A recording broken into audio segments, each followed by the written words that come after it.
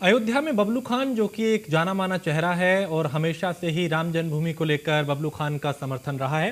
राम मंदिर बनकर तैयार हो रहा है, प्राण प्रतिष्ठा की तारीख नजदीक है। ऐसे में बबलू खान का क्या कुछ कहना है, उनसे हमारे संवाददाता ने बात की, उन्हें सुनते हैं। नमस्कार, आप देख रहे हैं न्यूज़ वन इंडिया। मैं हूं आपके साथ दीपिका ओझा। राम जन्मभूमि को लेकर लंबा विवाद चला है और अब जाकर ये पूरा मुद्दा सुलझा है और प्राण प्रतिष्ठा की तारीख नजदीक आ रही है। लेकिन इस विवाद में कई ऐसे चेहरे रहे हैं जिन्होंने हिंदू और मुस्लिम एकता की एक मिसाल पेश की है और उन्हीं में से एक नाम है बबलू खान का। आइए उन्हीं से आज सीधा बातचीत करते हैं और तब से लेकर अब तक की पूरी कहानी और बदली हुई अयोध्या की तस्वीर को किस तरह से देखते हैं, सभी चीजों को बारीकी से समझेंगे। बबलू जी, आपका न्यूज़ वन इंडिया में बहुत बहुत स्वागत है। सबसे पहले मैं चर्चा की आपके साथ शुरुआत करूं। 22 जनवरी की तारीख काफी ज्यादा नजदीक आ रही है। आपसे पहला सवाल मेरा यही रहेगा कि 22 तारीख को लेकर किस तरह की कल्पना करते हैं, कितना उत्साह है? देखिए, ये 22 जनवरी हम लोगों का एक बहुत बड़ा त्यौहार है और बहुत बड़े त्यौहार के रूप में हम लोग मना रहे हैं। हमारे अयोध्या का हर हिंदू और हर मुस्लिम एकजुट होकर के माननीय नरेंद्र मोदी जी का हम लोग स्वागत करेंगे, अभिनंदन करेंगे, क्योंकि हमारे रामलला अपने गर्भगृह में जा रहे हैं। क्योंकि हम सब राम के ही वंशज हैं, राम हमारे पूर्वज हैं। हम हिंदुस्तानियों का डीएनए एक है, हम सब भाई हैं। कुछ लोग थे जिनकी वजह से नफरत का माहौल बना हुआ था, जो लोग राम को अपना नहीं मानते थे। लेकिन आज के दिन सब पढ़े लिखे बच्चे राम को अपना मानते हैं और हम लोग एक त्यौहार के रूप में 22 जनवरी को मना रहे हैं। बिल्कुल। अब क्योंकि मैं आगे की बात करूं और आपसे मैं ये समझना चाहूंगी बबलू जी, क्योंकि जिस तरह से तारीखें नजदीक आ रही हैं, कई तरह के विरोधाभास भी देखने को मिले और राजनीतिकरण, राम के नाम पर राजनीतिकरण हो रहा है, ये आरोप भी लगता चला है भारतीय जनता पार्टी पर। इस आरोप पर क्या कहना चाहेंगे? कैसा आरोप लग रहा है राम जी के ऊपर? कि राम के नाम पर भारतीय जनता पार्टी वोट ले रही है, समर्थन करने की बात कही जा रही है। इस तरह के आरोप लगते हैं ना समय समय पर, कि नहीं लगते हैं? देखिए, राम पर भारतीय जनता पार्टी का पूरी तरह से आस्था है।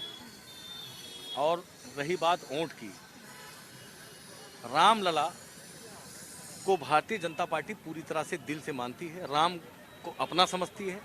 राम की लड़ाई में सबसे आगे भारतीय जनता पार्टी ने लड़ाई लड़ी, तो इससे तो ये नहीं है कि वो राम के नाम पर वोट ले रहे हैं। राम को मान रहे हैं, राम को पूरा हिंदुस्तान मान रहा है। भारतीय जनता पार्टी को आज जो पूरी तरह से लाभ मिल रहा है उनके नीतियों से। उन्होंने कभी किसी के साथ भेदभाव नहीं किया, खासकर हमारे मुस्लिम समाज के साथ तो एकदम भेदभाव कतई नहीं किया, जो कि हमारे मुस्लिम समाज को बहुत साजिशन दूर रखा गया था भारतीय जनता पार्टी से। लेकिन उत्तर प्रदेश में 2 बार सरकार बनी, केंद्र में 2 बार सरकार बनी।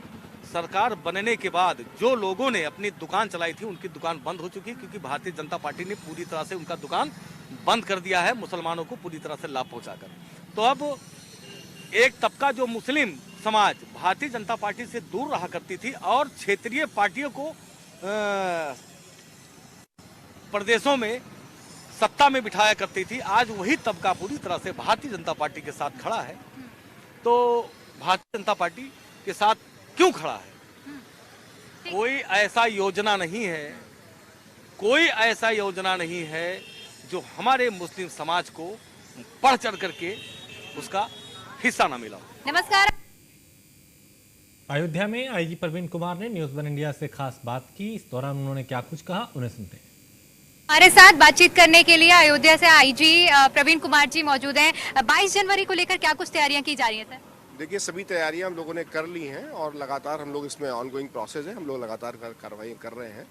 और हमने विभिन्न प्रकार के फोर्स की डिफरेंट लेयर्स भी रखाई हैं, टेक्नोलॉजी का भी यूज़ किया हुआ है और जो हमारे फोर्स मल्टीप्लायर हैं उनको भी हमने इस्तेमाल किया हुआ है। जो हमने लोगों के साथ संवाद बनाया अच्छे लोगों के साथ में, उनको भी इसमें जोड़ा हुआ है। आर्टिफिशियल इंटेलिजेंस की भी मदद ली जा रही है। सभी, जब मैंने कहा कि सभी संभावित जितनी भी टेक्नोलॉजीज अब तक हम लोगों के पास यूजर फ्रेंडली वे में आई हुई हैं, उनको हम लोग इसका इस्तेमाल कर रहे हैं और प्रभावी रूप से इनका क्रियान्वयन करा रहे हैं। प्रधानमंत्री नरेंद्र मोदी जी भी आ रहे हैं 30 तारीख को, उसके लिए क्या कुछ व्यवस्था की गई है? देखिए, अभी जो भी कार्यक्रम आएगा उसमें सभी तरह के जो हम लोगों ने एक एडवांस प्लानिंग की हुई है और सभी व्यवस्थाएं हम लोग करा रहे हैं इसको। Thank you. बहुत बहुत शुक्रिया। तो ये थे हमारे साथ अयोध्या से आईजी, जिन्होंने सुरक्षा व्यवस्था को लेकर बताया कि क्या कुछ तैयारियां की जा रही हैं 22 जनवरी को लेकर। इसके साथ साथ प्रधानमंत्री नरेंद्र मोदी का भी आगमन 30 दिसंबर को होने वाला है। ऐसे में क्या कुछ खास किया जाएगा, ये जानकारी आईजी ने दी।